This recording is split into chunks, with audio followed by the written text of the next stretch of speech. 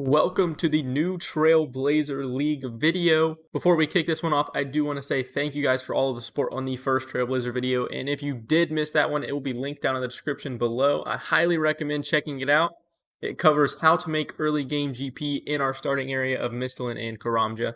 But today we have a very special video, and this is actually a strategy that I thought of very early in coming up with different plans for Trailblazer League. Although I personally will not be picking this strategy, and that is because it comes with one disclaimer, and that is you are required, well technically I guess it's not a requirement, it is possible without, but it's a very high recommendation to pick the third of the starting relics, and that is the Skilling Prodigy relic that gives a invisible plus 12 boost. And personally, it is the only relic that even makes this method viable and somewhat efficient in any sense of the word. But without further ado, let's go ahead and jump straight into the video and cover the big brain Skilling Prodigy strategy. We are actually breaking out the Google Doc for today's video. And if you haven't noticed already, the whole goal of this strategy is actually to train Hunter and get to Implings to make money off catching some of the more rare Implings like Eclectics, Magpies, and Ninjas. Now I have this strategy broken up into two different sections, one of which is the short method, which is straight to the point, no extra fluff, and will actually get you to catching Implings the fastest out of basically anybody potentially in the entire league. And then the second is a more long-term, point-efficient method that's going to take much longer to set up, but it's also going to gain you more points and put you in a better position to get more points throughout the entire league. But with that, let's go ahead and get started with the first method, which is the short method. And that is, we start off in Lumbridge, which is obvious. Everybody's going to be starting in Lumbridge, or at least to what we believe. And you're going to want to grab a knife. One spawns in the Graahk kitchen, and there might be a potential spawn in the basement as well, but I'm not 100% on that one. Or you can also grab one from the upstairs of the Graahk general store. But essentially, right away, you're going to make your way over to Graahk, and you can actually do this. I believe Count Check is going to be available in the league, and he has a one-time teleport to the Stronghold of Security. And while you're there, you are fully welcome to go do the Stronghold to get your 10k. Although we actually don't need that money right now, and it is not necessarily the most effective at getting here the fastest. But immediately upon arriving in Graahk, we are going to go do the museum, which is actually also 5x XP for the league. So we will be getting 5k Hunter and Slayer XP, getting us all the way to 20 Hunter immediately. And honestly, that thing's incredibly fast, and it's even faster if you have Runelight.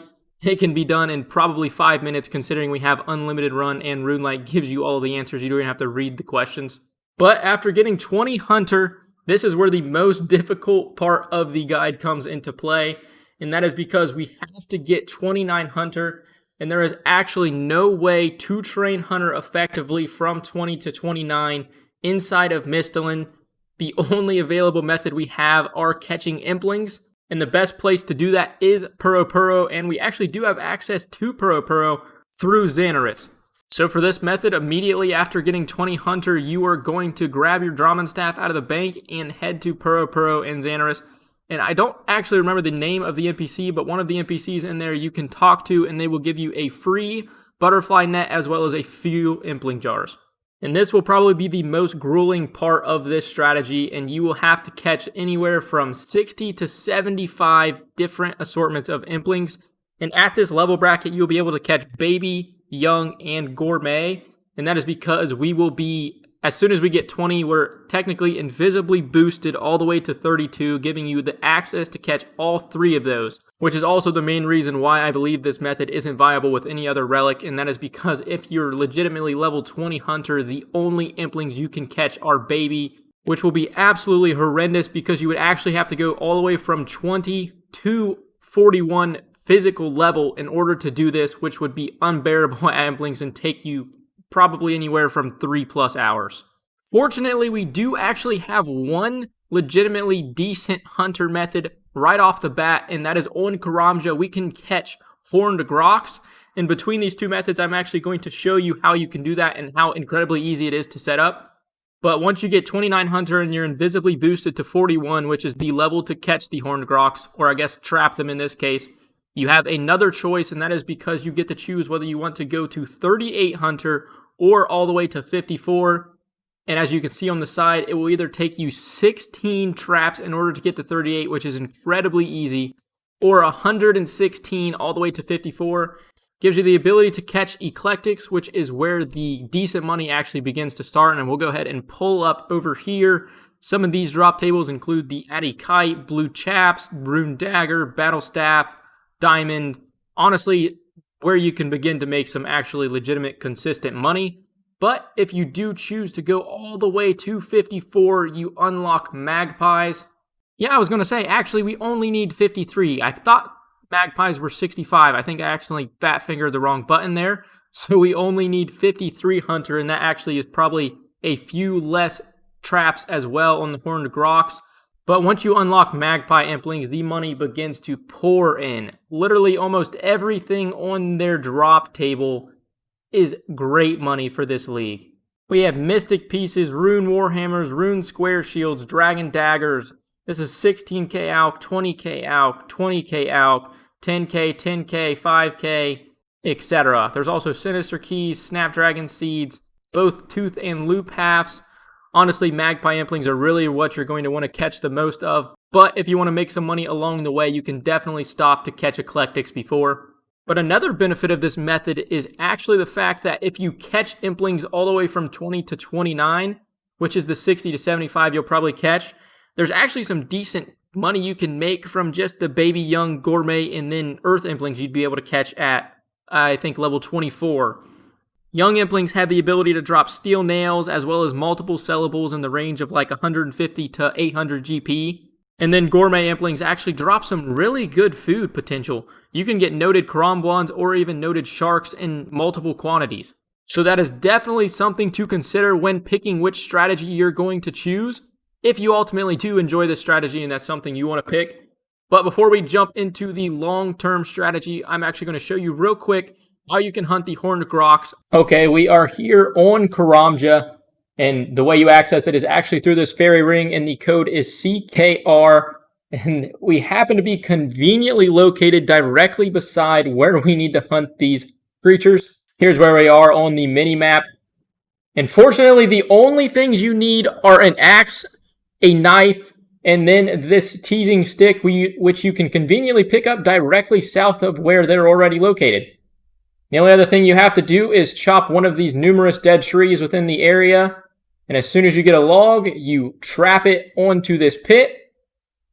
You'll come over here, you'll tease one of these, and then you just jump over it in order to get them to try to fall into your pit. Just like that.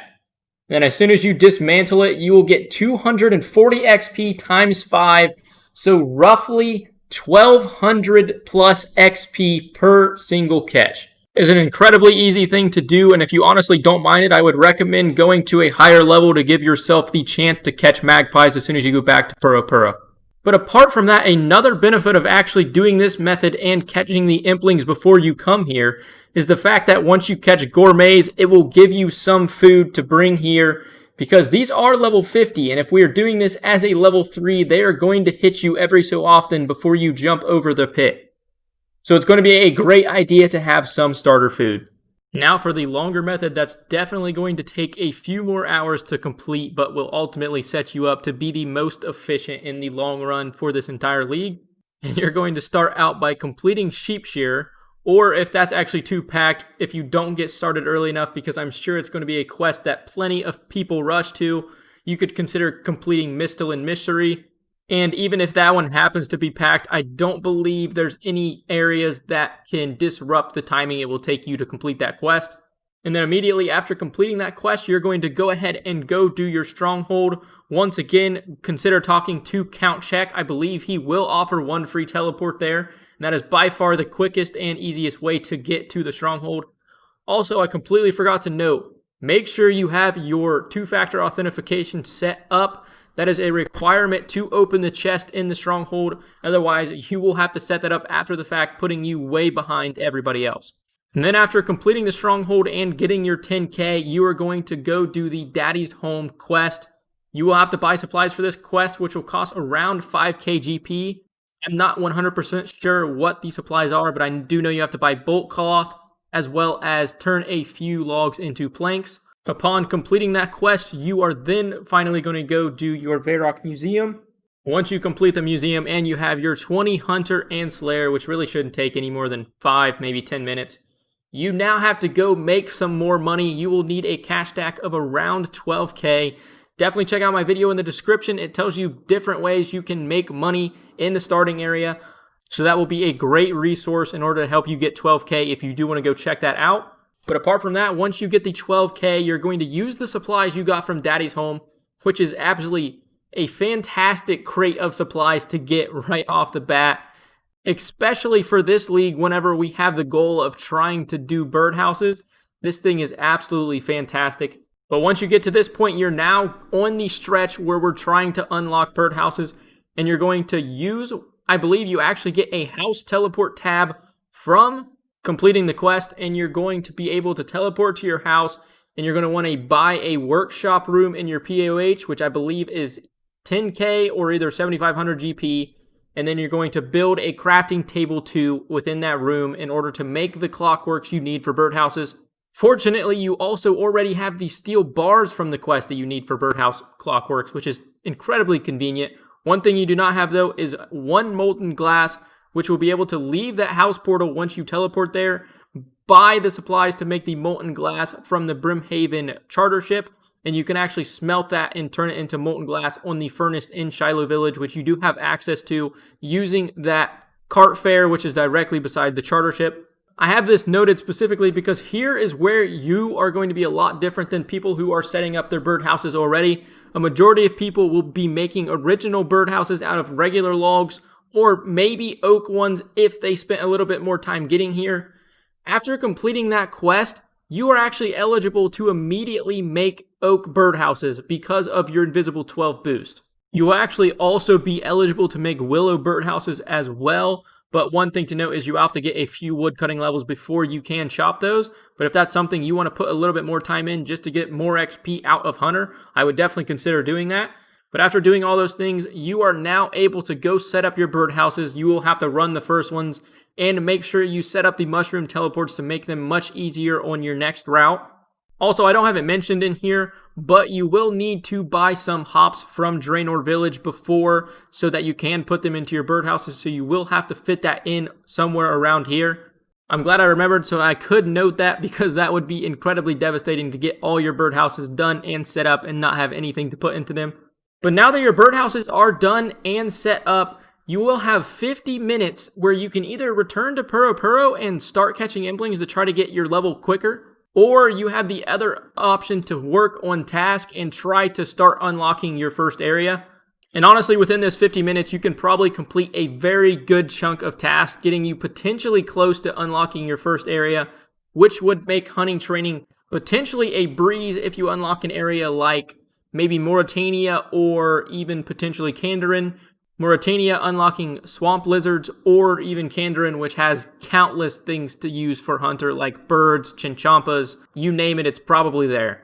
But after that 50 minutes is over, and you take the XP from that birdhouse run, you will actually be eligible to immediately start hunting Graahks, and that is because those 4 birdhouses will give you roughly 8.5k Hunter XP, which is absolutely insane. But once you get to Graahks, the method is exactly the same, so that is the end of this longer method. It's definitely going to take you much more time to set up, and it's by far not going to be faster in terms of just getting the Hunter level. And let's quickly do a recap before we end off this video. For the short method, it is great for early money, and you'll have much less competition if you do choose that route. But the con of that is it is not a great setup for long-term points or effectiveness in terms of your first few hour investment.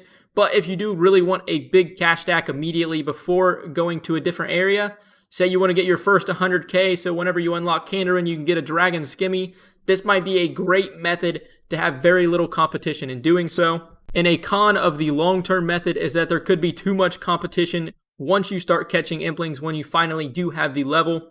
But the benefit is that regardless, you are set up for long-term efficiency, and on day 1, you already have birdhouses done, set up, and ready to go, which is a win on its own, regardless of whatever happens after that. But that is going to do it for this video, guys. I hope you enjoyed or you found it helpful. If you did, consider subscribing or dropping a like. Also, leave me a comment down below if you want a step-by-step, efficient, legitimate run path of this longer method, unedited, or probably sped up, but a literal step-by-step entire video of me running out this entire method so you can see exactly where to go, what to do, and how to do it most effectively. But that's it for today's video. We will have another Trailblazer video going live tomorrow. If you haven't already, check out the last video I made yesterday about making money. But that'll do it. I hope I see you guys in tomorrow's video.